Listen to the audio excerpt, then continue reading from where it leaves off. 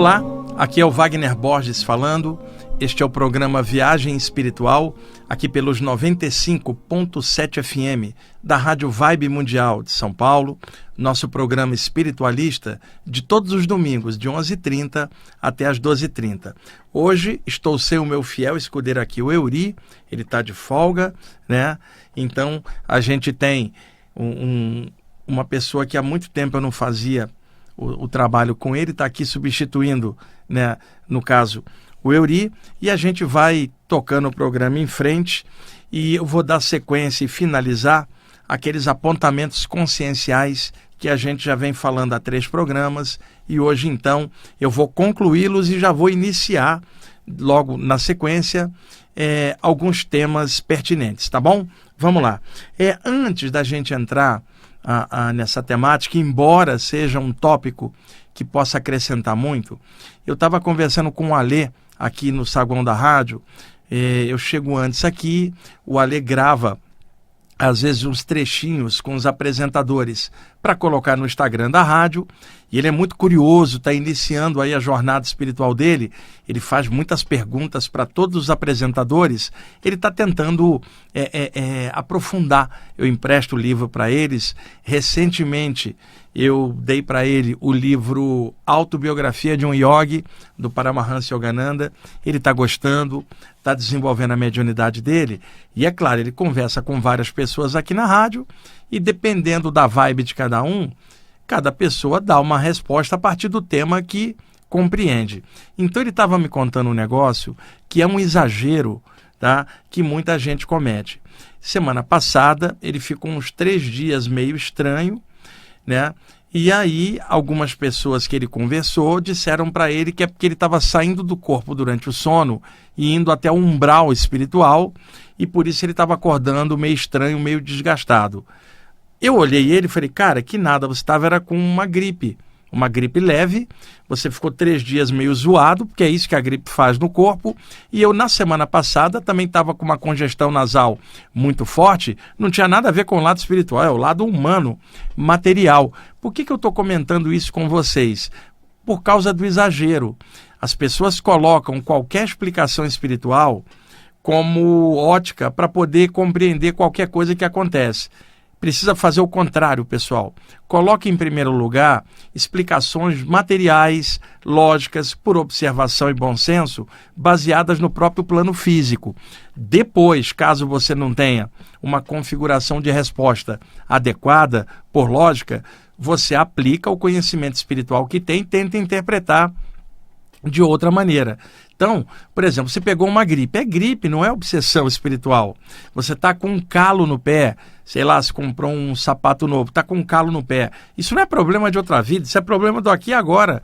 O seu sapato apertado, seu relacionamento não deu certo. Muitas vezes não tem nada a ver com outra vida. Relacionamento é difícil mesmo. Não é muito fácil juntar 2 pessoas e achar um ponto comum equilibrado entre elas. Todos nós sabemos disso. Então, em primeiro lugar, usa bom senso, discernimento tranquilamente para colocar as coisas nos devidos lugares. Você pega uma chuva e aí você fica gripado, isso é natural. Você andou descalço num lugar e de repente um caco de vidro, você vai cortar o pé. Isso não tem a ver com problema de outra vida, nem com qualquer pressão espiritual. Isto é do jogo. Você pode sentir fome, sentir frio, sentir calor, você respira, você vai ao banheiro, você convive com muitas pessoas, com a natureza, os animais, vegetais, minerais, neste planeta onde você está vivendo. Coloque em ação discernimento para não dar viajada na maionese astral espiritual. Uma vez eu tinha machucado o meu pé jogando bola. Tomei uma pancada de um zagueiro, bateu no meu tornozelo e inchou na hora. Eu tive que engessar o pé. No dia seguinte eu tinha que viajar para uma cidade para fazer um curso. Eu viajei com o pé engessado.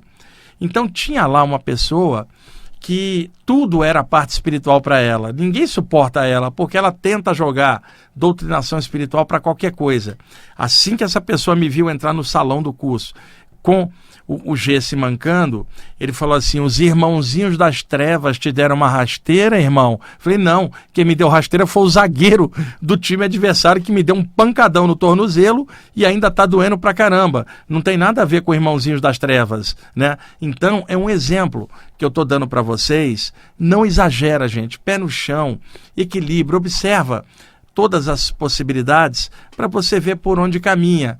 O esclarecimento espiritual, ele é muito bom, mas ele tem seu momento, sua razão de ser, e a gente tem que trabalhar isso em equilíbrio com a razão do próprio plano físico, das coisas do aqui e agora, para não cair em exagero e coisas exacerbadas dentro da parte espiritual. Fica aí esse alerta para vocês.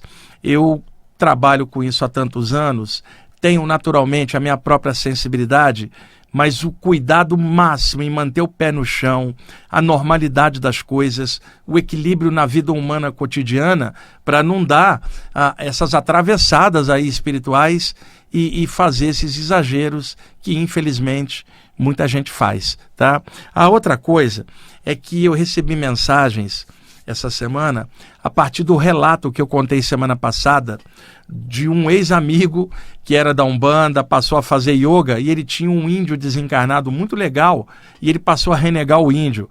E é claro, ele podia ter mudado de área, todo mundo tem direito de mudar, mas ele, ao mudar de área, ele ficou arrogante e começou a criticar a área onde ele estava, achando que a mediunidade anterior, que tanto fazia bem para ele e para tantas pessoas, era uma coisa do ego dele, quando na verdade era o ego dele dizendo tudo isso no momento presente.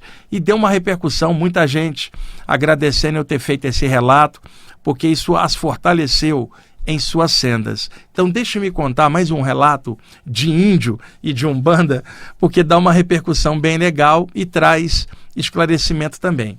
Tinha um grande amigo também do Rio de Janeiro que acoplava um índio nas reuniões espirituais, era um médium excelente de Umbanda, também frequentava grupos espíritas, ele gostava muito da Umbanda e gostava do espiritismo e harmonizava ambas as coisas no coração dele, frequentava um grupo de Umbanda num dia de semana, num outro dia ele frequentava um grupo espírita, assim como eu sei que vários de vocês assim fazem, de mente aberta.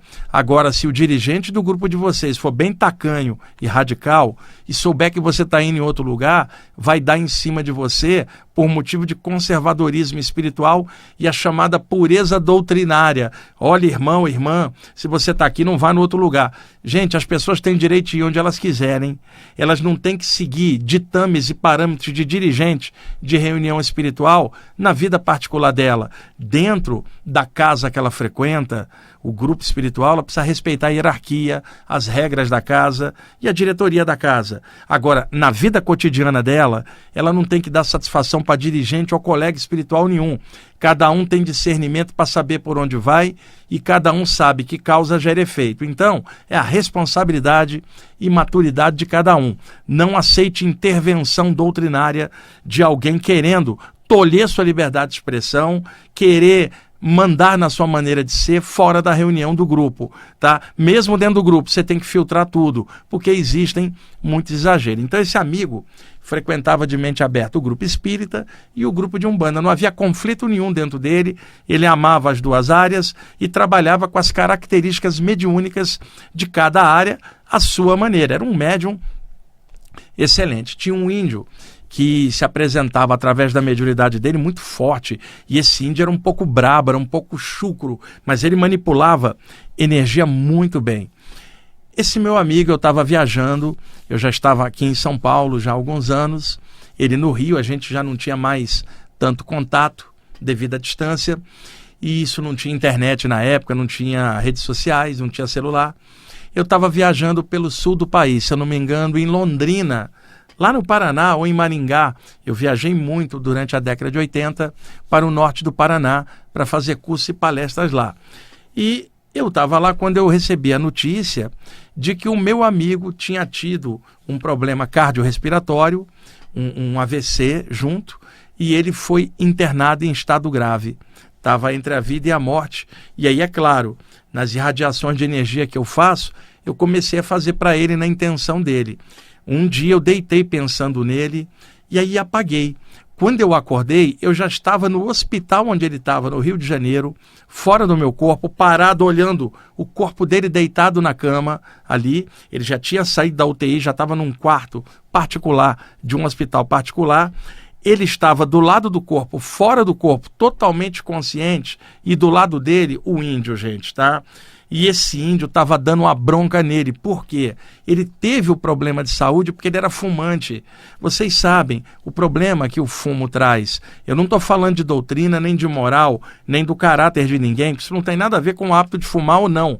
Eu estou falando de um hábito que suja o corpo, causa problemas circulatórios, cardiorrespiratórios e uma série de coisas, fora o cheiro que exala do fumante, que os não fumantes perto se incomodam. Mas não me importa se o outro fuma, desde que ele não fume perto de mim, me tornando fumante passivo. Mas eu não vou ficar enchendo o saco de ninguém ou julgando a moral de alguém, porque essa pessoa fuma. Porque eu conheço pessoas excelentes, caráter ótimo e que fumam. E eu conheço outras que não fumam e que aprontam um monte e vice-versa. Não é o hábito de fumar que torna o caráter de uma pessoa. Mas é claro que é um hábito complicado que deixa sequelas na saúde do corpo humano, além de se tornar um hábito que a pessoa vai ter que quebrar na passagem para o lado de lá, após a morte, porque não tem cigarro do lado de lá, ela vai ter que, de alguma forma, vencer esse vício para poder alcançar níveis mais sutis que não comportam uma mente fixada num vício adquirido no plano físico. E esse índio estava dando uma bronca nele, esse índio chegava a usar... o André que está me ajudando aqui hoje, André, esse índio usava palavrão, mas o palavrão, eu não entendia nada, palavrão indígena, mas eu sabia pela energia que era indígena, sabe? E dando uma bronca no meu amigo, pô, eu te avisei muitas vezes que era para você parar de fumar, você cai na inércia, olha lá o teu problema agora, como é que vai fazer? Dando uma super bronca nele fora do corpo, e eu assistindo tudo ali, fiquei um pouco desconfortável de ver a bronca. Aí o índio virava para mim e falava: não é, Wagner, você não falou para ele que era para ele parar de fumar, você não alertou, ele me botou na conta ainda. Então estou contando isso para vocês. Esse meu amigo se recuperou e continua aí firme. Mas eu estou contando isso para vocês porque é mais uma experiência com o índio de Umbanda, ele dando uma bronca no cara fora do corpo. E finalmente ainda, antes de eu começar a sequência da temática dos programas anteriores, eu estava tomando banho um pouco antes de sair aqui para a rádio. Eu moro no bairro da Saúde, na rua Carneiro da Cunha, a rua da Feira. Então eu subo algumas quadras até a estação do metrô, pego o metrô até a estação Ana Rosa, e da Ana Rosa eu pego aqui para a Avenida Paulista. Hoje eu fui levar o Rama lá no Ipiranga, no IPPB, né, e depois peguei o metrô para cá. Estava tomando banho e um pouco antes eu tive que resolver alguns pepinos de trabalho pela internet, lá do site do IPPB, resolvi e aí fui tomar banho.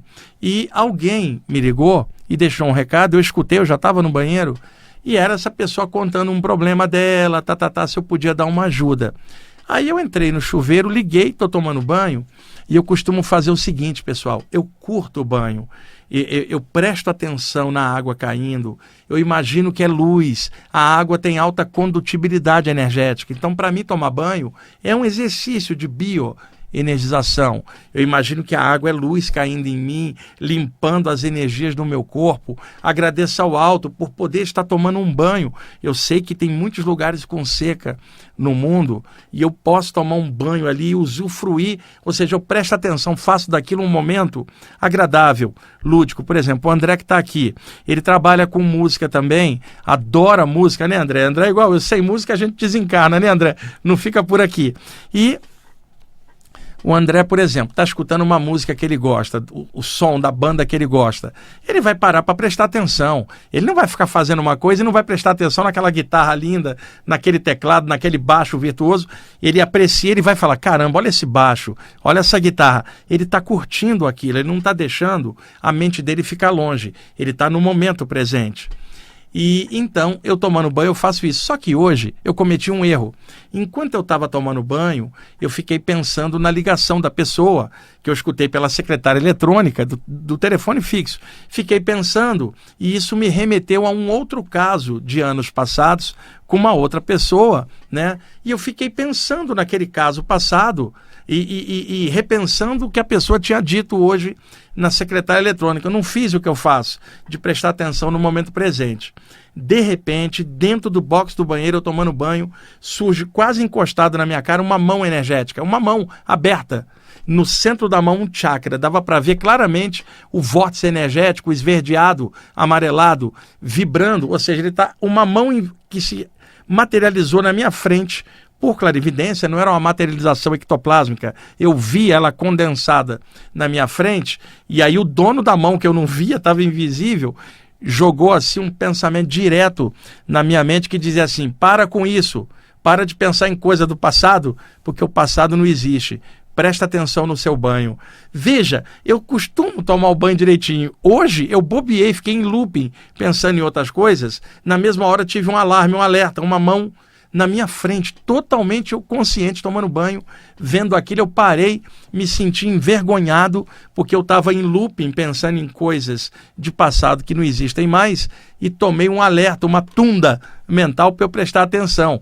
E também porque eu viria para a rádio logo em seguida, tem que estar bem focado, é uma responsabilidade enorme. Então estou contando uma vacilada que eu dei hoje, de ficar tomando banho em looping, não fazer o que eu sempre faço, e aí tomei um aviso para prestar atenção. E agora estou contando para vocês, inclusive porque quando eu dou vacilada, eu gosto de contá-las, porque isso traz humanidade ao relato, tira qualquer imagem que alguém queira fazer de qualquer um de nós aqui na rádio, ou que mexe com a parte espiritual. Também temos equívocos, vacilamos, nenhum de nós é mestre em nada, não somos mestres nem de nós mesmos. A gente está trabalhando, tentando clarear, e mesmo os melhores, mesmo seres de luz, podem errar. Só Deus não erra.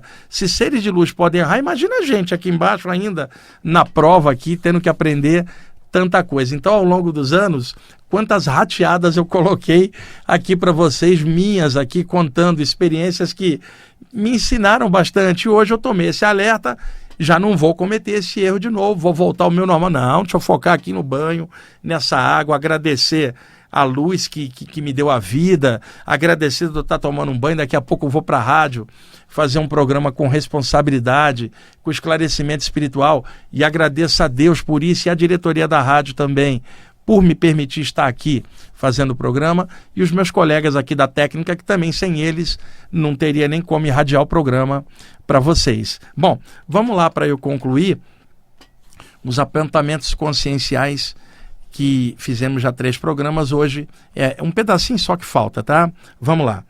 Falar de agradecimento num momento auspicioso é fácil, difícil é agradecer num momento complicado. Um momento que a pessoa está feliz, fala: ó Senhor, ó Mãe Divina, sei lá, ó Grande Espírito, ó Deus, obrigado, puxa, por essa bênção, por essa graça, por essa coisa legal que se abriu na minha vida. Isso aí, tranquilo. Agora, eu quero ver agradecer num dia muito difícil, que as coisas não deram certo, você está desgastado, desgastada, e aí você, fim do dia, ergue o pensamento, ainda agradece esse dia, cheio de lições amargas, mas que vão dar experiência para viver ao longo da vida, porque a gente aprende no acerto e no erro. Na vitória e no fracasso a gente vai aprendendo. As pessoas que têm mais idade aqui na matéria vão poder dizer a vocês mais jovens que estão ouvindo o programa que ao longo da vida acontecem reveses que na hora machucam, doem.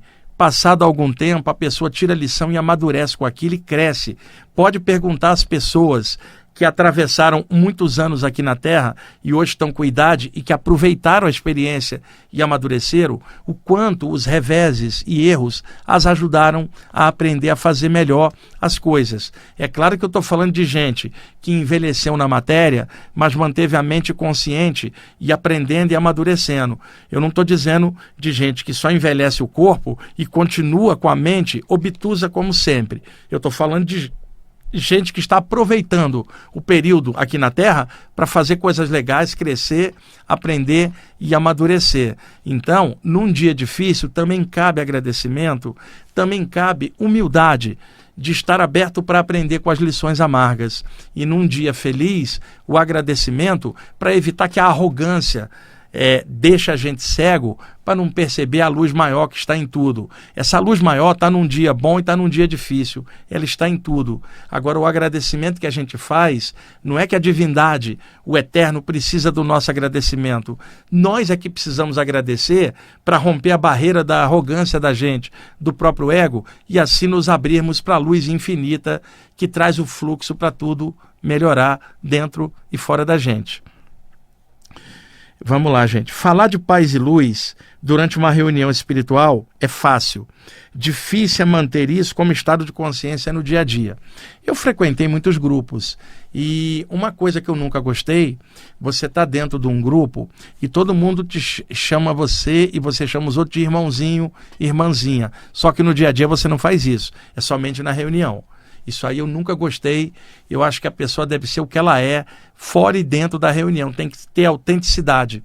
Alguns espíritos obsessores atacam as pessoas por hipocrisia, porque elas fazem uma imagem num grupo e no dia a dia elas não são assim. E quando a pessoa faz uma máscara, uma persona, para poder interagir num grupo espiritual, ela não está como ela é no dia a dia, muitas vezes espezinhando os outros no próprio trabalho, na profissão dela, ou às vezes em casa, sendo um tirano, uma tirana com os filhos, o parceiro, ou com quem quer que seja. Então, é muito bom nós termos autenticidade e honestidade, sermos nós mesmos, não fazer máscara, estarmos aqui agora como sempre nós somos em qualquer lugar. Então, é muito fácil falar paz e luz numa reunião espiritual. Difícil é fazer isso no dia a dia e nas relações humanas que são tão difíceis, mas nós estamos aqui para aprender tudo isso. O que mais? De que adianta alguém dizer misticamente, eu sou, se ela não está à altura do que afirma? O que acontece? O eu sou, que muita gente usa, principalmente baseada nos ensinamentos dos mestres da Fraternidade Branca, é o I am em inglês. Supostamente popularizado pelo Saint-Germain e tantos outros mestres. Hoje em dia isso está muito divulgado. Só que, desde a velha Índia, já existia o Soham, que é o eu sou, né, que é uma afirmação do divino, o Atman, o espírito, que é a centelha vital de Brahman manifestada. Quem mais falava isso era um grande yogi chamado Shankara, que no século VIII d.C., publicou um livro chamado Vivekachudamani, a joia suprema do discernimento, que é um clássico, um divisor de águas no hinduísmo. E ele falava muito Soham. Inicialmente ele falava, eu sou Brahman. Mas as pessoas falavam, quer dizer que o Shankara acha que é Deus? Não era isso que ele estava dizendo. Ele estava dizendo que ele também é o eterno, porque o eterno está em tudo. Aí ele tirou o Brahman e deixou só eu sou, que é Soham em sânscrito. Se a gente olhar Jesus na Bíblia, toda hora Jesus fala, eu sou o caminho, eu sou a vida. Esse eu sou está lá, Jesus fazendo. E se a gente olhar o Krishna no Bhagavad Gita, orientando o Arjuna, ele também falava eu sou. Arjuna, tudo que você fizer, sou eu, através de você. Então, já existia isso há muito tempo. Muita gente passou a repetir esse eu sou misticamente, corretamente, ou seja, eu sou o eterno, eu sou a luz na carne, eu sou uma centelha vital do eterno, eu sou, trazendo a realidade espiritual além da carapaça humana aqui que a gente ocupa, o eu sou real do espírito. Porém, muita gente passou a fazer isso por condicionamento místico. André, gente falando assim, eu sou, e nem ela acredita naquilo. Como é que você vai trazer para o subconsciente uma renovação, uma reprogramação, se nem você acredita naquilo? Então, muita gente repete o eu sou sem ser. Esse é um alerta importante, tá? Repete como papagaio e não como consciência totalmente lúcida de que ela é o eterno manifestada na carne. Nós estamos chegando aqui já ao intervalo e eu vou terminar todos esses apontamentos com o ensinamento de Jesus que diz assim, de que vale uma pessoa ganhar o mundo se ela perder a alma. Daqui a pouquinho a gente volta, depois da vinheta do intervalo, aí já vou mudar o tema aqui, tá bom? Ok, amigos, estamos voltando com a segunda parte do programa Viagem Espiritual, aqui pelos 95.7 FM da Rádio Vibe Mundial de São Paulo, nosso cantinho espiritualista de todos os domingos, de 11h30 até 12h30. Vamos agora para o segundo bloco do programa. Eu encerrei no primeiro bloco aquela sequência de apontamentos conscienciais e agora eu vou responder algumas perguntas que alguns dos meus alunos me fizeram nos últimos tempos e eu acho legal e pertinente compartilhar a resposta com vocês. E quando tiver faltando 10 minutos para o final do programa, eu tenho 2 textos inéditos aqui que eu quero compartilhar com vocês com um lindo CD de fundo. Já pedi o André para deixar ali no ponto, daqui a pouquinho a gente vai ver esses 2 textos, tá? Vamos lá. É possível a um mestre espiritual somatizar o karma do seu discípulo? Isto é falado desde o Velho Oriente, de que um mestre é alguém que domina completamente suas energias e opera num nível superior, consegue realizar determinados fenômenos que nós ficamos espantados, mas que para eles é um conhecimento adquirido pela evolução deles.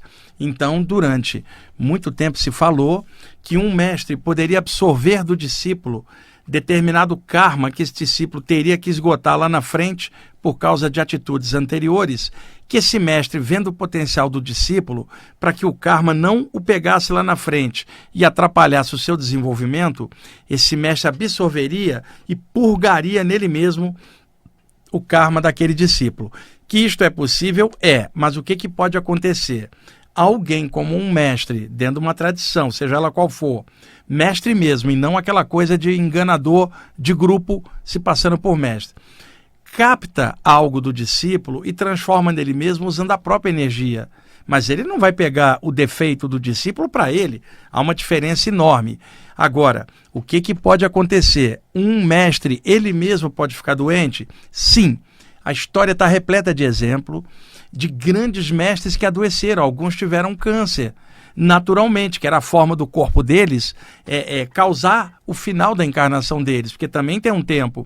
Mesmo um mestre que desce para ensinar, ele pode ainda ter algo a purgar de vidas anteriores, às vezes os últimos resquícios de algo do passado. Sim, ele não é Deus, né? Ou ela também, grandes mestres foram homens e mulheres, tanto faz usar a palavra mestre ou mestra, se assim quiserem, são espíritos avançados que descem para ajudar, mas eles não são zero bala, eles também têm passado, e às vezes esgota a última coisa através de um processo de desgaste físico para passar para outro plano. Eu posso citar aqui Ramana Maharishi, que teve câncer, Paramahansa Ramakrishna e outros luminares do Oriente que tiveram seus problemas naturais. O Buda desencarnou com 80 anos, né? Já com uma disenteria, segundo consta de relatos históricos. Então, mesmo grandes mestres podem padecer de algum desgaste referente à encarnação do corpo físico. E é claro que eles podem absorver alguma coisinha de um discípulo para ajudar. Só que tem um detalhe: para poder defender o mestre, que um discípulo atolado e radical, só com aquele mestre, achando que é Deus na Terra, o discípulo, para defender o mestre, o que ele vai falar? Meu mestre adoeceu porque ele absorveu o karma de algum discípulo e está purgando nele. Quando, na verdade, o mestre também pode adoecer. Se está encarnado, existe o limite da matéria. Eu já falei isso muitas vezes para vocês. Pessoas legais podem morrer de doença, sim, porque elas estão encarnadas. Elas estão encarnadas, sofrem a ação da gravidade. E todo o resto do fato, elas respiram, vão ao banheiro igual todo mundo. O que caracteriza o nível elevado dessas pessoas é o grau de consciência para lidar com as coisas, muito diferente da gente. O grau de manipulação de energia, às vezes, muito legal, altamente transformador, o amor que eles emanam. Agora, estando encarnados, eles estão limitados pelo corpo, que é a roupagem carnal, com o seu limite natural e o seu tempo natural de vida. Vamos botar pé no chão, gente. É possível um mestre absorver algo do discípulo, mas também é possível o mestre, por ele mesmo, ele também ter algo a purgar dele. Mestre não é Deus, né? O absoluto está acima de tudo, e mestres de qualidade sempre vão falar do poder supremo sobre tudo, inclusive sobre eles. Até mesmo um cara igual Jesus, maravilhoso, falava: não sou eu que faço essas coisas, mas é o poder do Pai através de mim. Imagine, nem Jesus disse que ele era o cara, ele dizia que era sempre o poder superior de Deus sobre ele e ensinava da gente orar buscando esse poder maior para ancorar a gente também. Então, eu acho que é bom dar uma clareada nisso para evitar exagero radicalismo e ficar com devoção cega para pessoas às vezes tão legais que não estão pedindo devoção de ninguém. O que eles querem é que os discípulos cresçam, mas às vezes o discípulo fica muito atolado na devoção cega e pega o mestre dele como se fosse o senhor do absoluto, o universo. E nada disso é real, é apenas um espírito avançado, encaixado ali, e quem puder aproveitar o tempo dele aqui na Terra para aprender algo, aproveite, que também é temporário como todo mundo. Vamos lá. É verdade que quando ajudamos alguém, estamos interferindo no karma dela e atrapalhando? Não, isso é um mito que surgiu na área ocultista há muitos séculos antes. Eu nunca acreditei nesse tipo de coisa. É o seguinte, o André que está ali vai ajudar alguém. Supõe que o André ali passa energia com as mãos. Ele é um reikiano, curador prânico, passista, alguém que amorosamente passa a luz pelas mãos e consegue ajudar um monte de gente. Então ele monta um grupo e as pessoas vão ali e ele energiza essas pessoas e as melhora de alguma forma. Aí chega alguém para o André e fala assim, André, se essas pessoas têm que passar os problemas que elas estão passando e você enche elas de luz e tira o problema ou dissolve o problema, você não está interferindo no karma delas e na lição que elas teriam que aprender com esta dificuldade? Vamos lá, pessoal.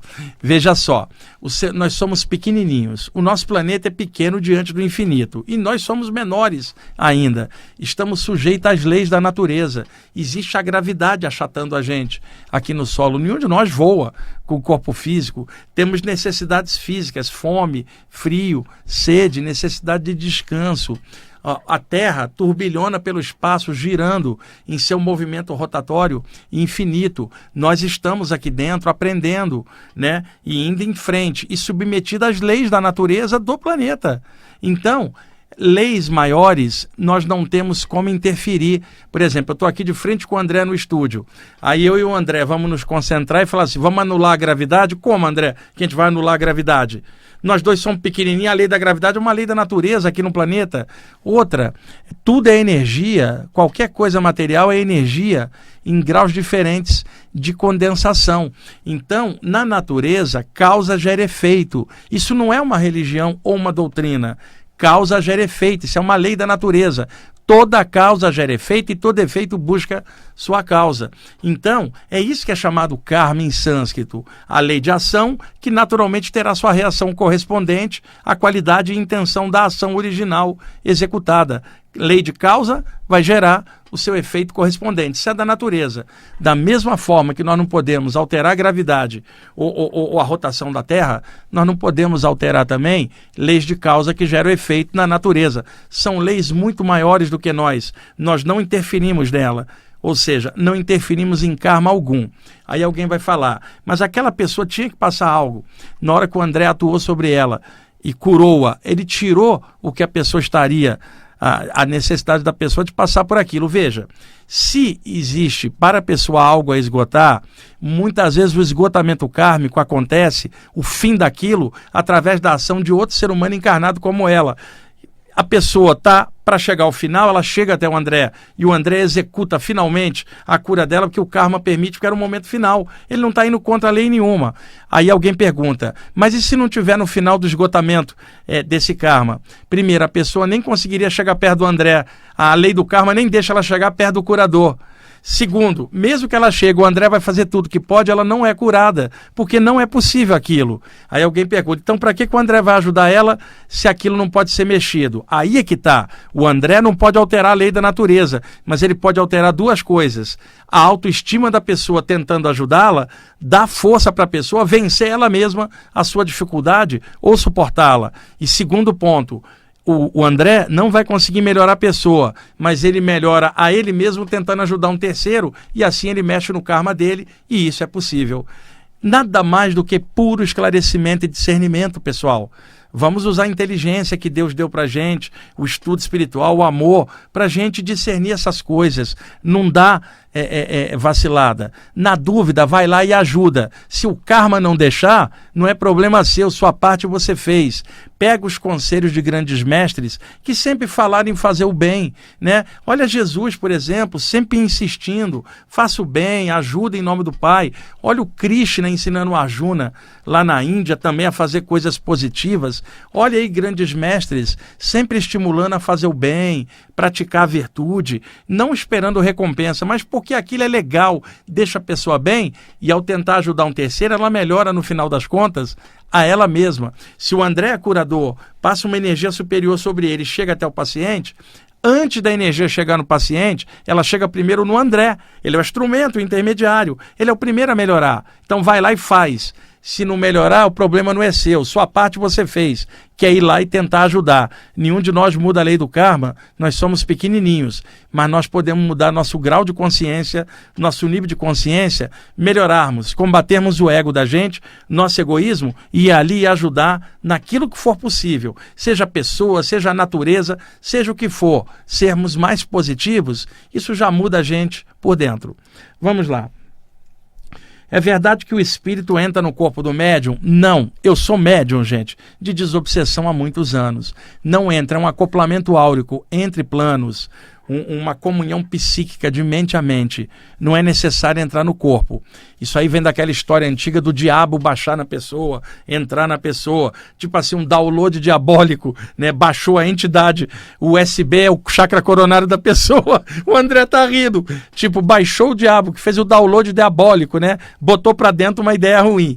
Depois o pessoal substituiu aquela velha coisa de diabo por espírito. E continuou a mesma coisa. Baixou o espírito, ou seja, fez o download mediúnico e botou o espírito pra dentro pela USB do chakra coronário. Você tá de sacanagem, o André tá morrendo de rir ali.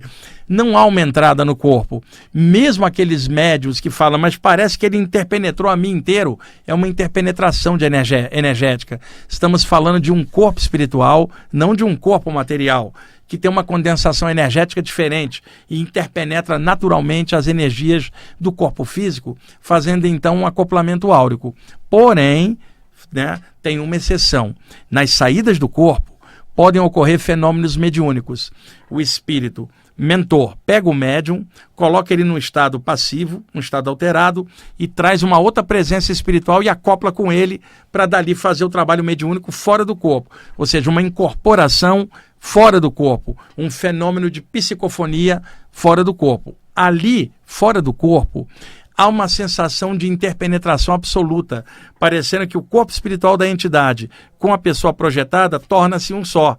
Mas essa sensação dentro do corpo aqui não é dessa forma, porque tem um corpo humano na jogada, que não é espiritual, é energia condensada do plano material. Eu já ouvi gente falar de superincorporação, que entrava. Eu nunca vi isso nesses anos todos como médium. Vocês podem pesquisar a literatura sobre esses temas em geral. Não é assim. O que existe é má informação ou interpretação errada. Um médium hipersensível, ele vai afirmar que o espírito entrou nele, mas esse médium às vezes não sabe o que é energia, não sabe o que é um chakra, não está aprofundando, sabe aquele médium que sente tudo, mas não entende nada, e por isso não pode explicar nada para ninguém, que nem ele mesmo sabe. Fala assim, eu sento ali e baixo o cara. Não é assim. Você tem que entender o que está fazendo. É uma interpenetração de campo energético, que não é o mesmo de entrar na carcaça de alguém. Agora, fora do corpo, essa interpenetração, ela é mais profunda e dá uma sensação que um entrou no outro, porque aí estamos falando de corpos extrafísicos dotados de alta plasticidade, e por isso dá essa mescla, parecendo que um integrou o outro, enquanto que aqui o corpo humano é fixo, é uma energia condensada no plano material, tá? Espero estar sendo bem claro nas explicações. E levando em conta, eu não sei tudo, mas alguns temas que a gente se aprofunda ao longo dos anos, dá para ver claramente algumas coisas. E é nessa base que eu estou tentando explicar para vocês, e outros médiuns responsáveis e sérios vão também afirmar a mesma coisa para vocês. Mas vai ter sempre um falando, como já me falaram, de superincorporação, que a entidade entrou sim. Vai ser 1% no meio de 99%, outros dizendo o contrário. Então, olha pela média, claramente dá para ver que não é isso. Agora, eu pedi ao André, eu vou deixar até, tem outras perguntas aqui bem interessantes para o próximo programa. Eu estava semana passada em Aracaju, onde eu fui participar de um congresso no grupo Águas de Aruanda, que estava inaugurando uma casa de assistência para idosos e crianças especiais. Eu fui com a Mônica de Medeiros, a Margarete Áquila, fizemos um evento lindo lá. Há vários anos que nós vamos fazendo. Toda a renda do evento foi para a construção dessa casa de caridade que agora finalmente foi fundada. Tanto eu, a Mônica e a Margarete, ao longo dos anos, fomos ajudando e ficamos muito contentes de participar de um trabalho desse. E lá, no dia da inauguração, enquanto a Margarete estava fazendo a apresentação, tocando harpa e cantando, eu escrevi 2 textos. Na verdade, um no quarto do hotel e o outro ali na hora. Foi uma emoção. Eu vou ler os 2 na sequência para vocês, usando a trilha sonora de 2 músicos americanos, o Tom Barabas, que é um tecladista New Age, e o Jim Evanson, que é um flautista muito inspirado, é o CD Soaring. Nós vamos escutar 2 músicas aqui, CD, sempre trago o original para cá, e eu vou lendo com a música de fundo. Primeiro, um daqueles textos, Há Algo Mais, Um Amor, Uma Luz, que vai ficar no 2º volume do livro. Está inédito, nem passei a limpo os textos, pessoal. Estão ainda sem correção. Então, vamos lá? Há Algo Mais, Um Amor, Uma Luz.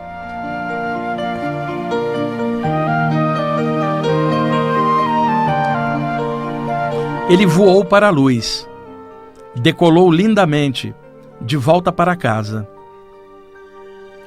Depois das provas no mundo, a liberdade tão almejada. Sim, liberdade de quem venceu a si mesmo. Ela também voou para a luz, tal qual borboleta para fora do casulo. Singrou as pistas estelares, feliz consigo mesma. Sim, viajou rindo muito de tudo. Eles hoje brincam lá no céu e se lembram e torcem por aqueles que vivem na terra. Eles continuam amando, como sempre. Eles rodopiam pelas estrelas, felizes. Aumenta só um pouquinho, André. Isso. Sim, pois há algo mais. Um amor e uma luz. Eles pensam, eles sentem, eles dançam, eles amam e vivem. Eles caminham pelos campos etéreos do infinito, pois venceram a si mesmos.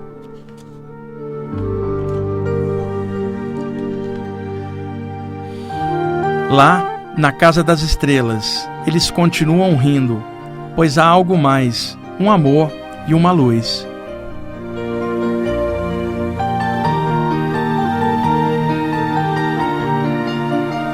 E agora eu vou ler o 2º texto, que não tem nem título.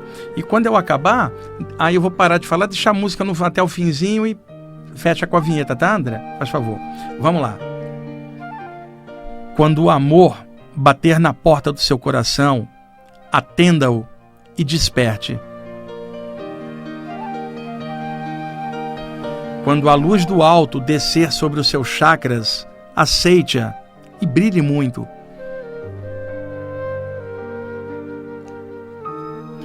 Quando a espiritualidade chamar, se inspire e faça o bem sem olhar a quem. Quando o vento do Supremo arejar sua aura e suas energias, flua junto, feliz.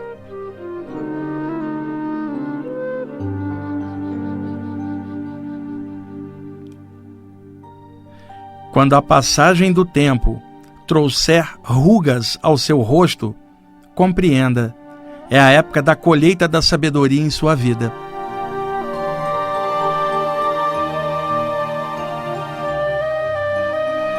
Quando a música das esferas tocar sua sensibilidade, se admire e dance com as estrelas.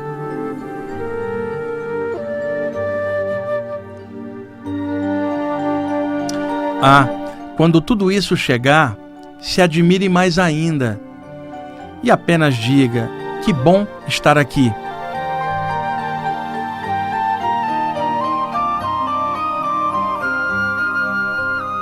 Sim, aqui, na linda cidade de Aracaju, no Águas de Aruanda. Paz e luz.